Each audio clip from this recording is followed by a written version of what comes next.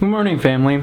Today I want to talk about capability and desire. Obviously, in my video about expectation, I said that pretty much anything that you desire, through your aligned expectation with that desire, you can achieve it.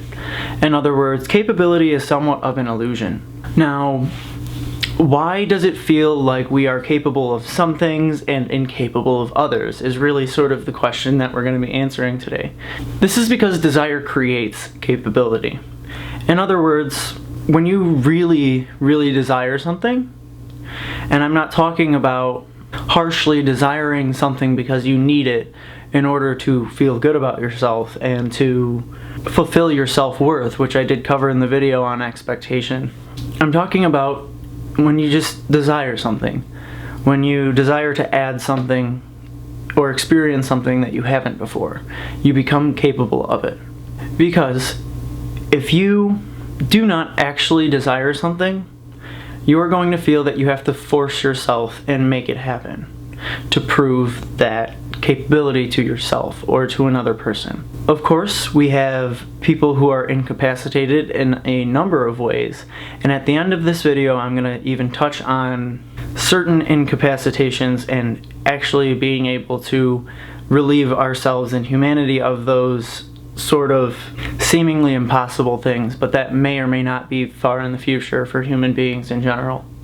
Things like being crippled or mental incapacitations beyond mental illness. And there's a deeper purpose for those things even being here right now, and a deeper meaning behind those perceived incapabilities that we see in other people. Let's get into talking about what creates incapability in general.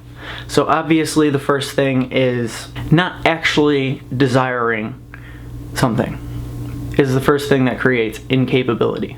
In the video about expectation, if our expectation does not match our desire, in other words, if we are expecting something other than what we desire based upon what other people have told us, what other people have experienced, and what other people have told us we're capable of, what our past experiences have told us that we're capable of, then we're obviously not going to be capable of that desire. That is when we're talking about something that we truly do desire. When we are clear on a desire that we have, and we know that we want this thing, but we feel like we can't have it because of our past experiences, because of society, because of science, because of people in our personal lives, etc., then we're not going to be capable of it just yet. We haven't allowed ourselves to know our infinite potential enough that our expectation of that desire rises to meet that desire, and then we therefore become capable of it. But let's take this a step deeper.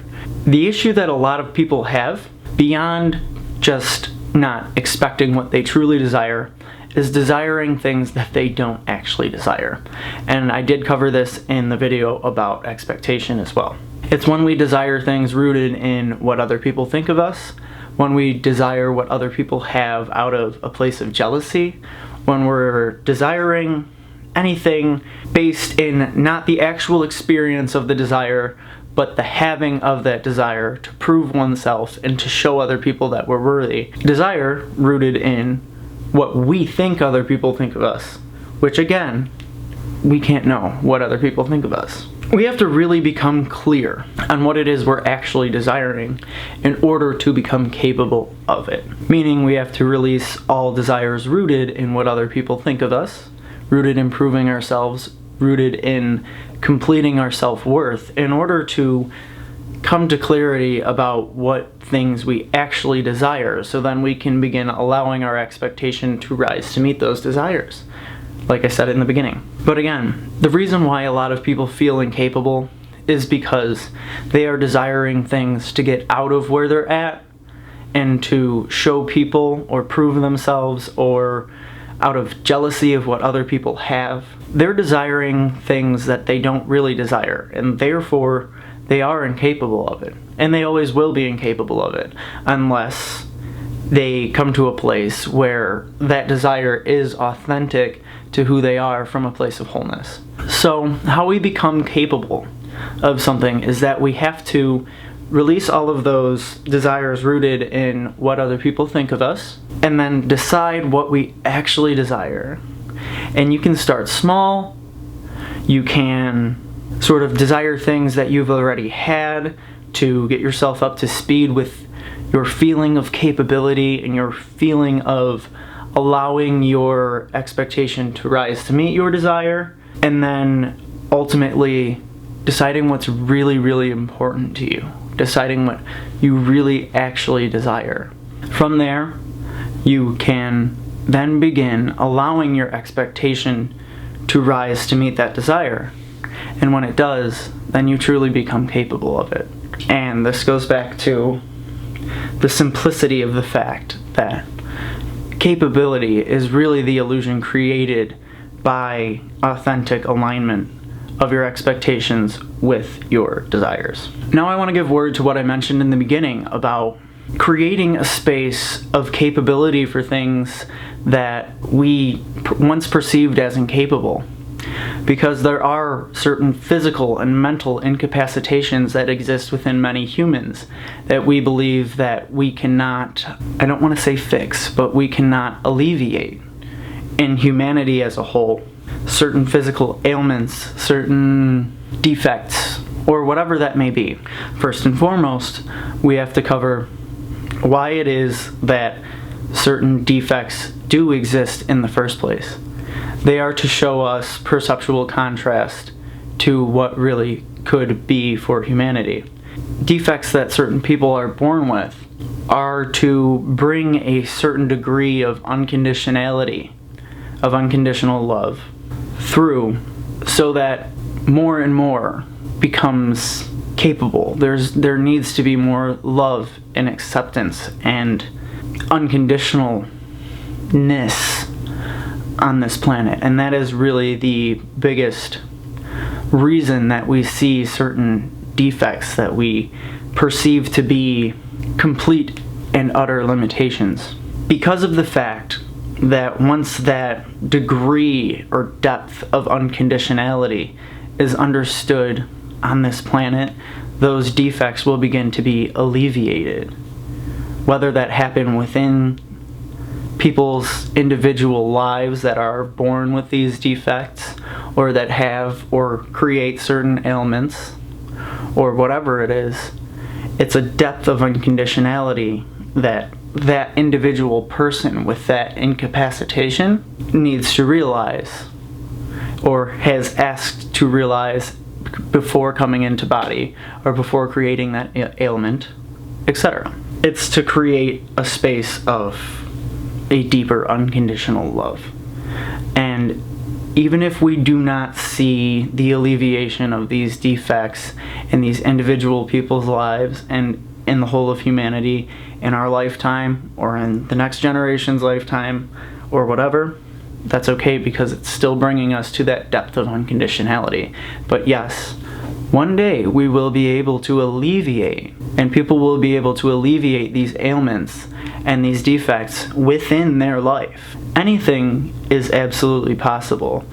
But when we are still in an individual and collective state of needing to get out of where we're at because where we're at is not good enough, then we will not be able to alleviate these defects and ailments.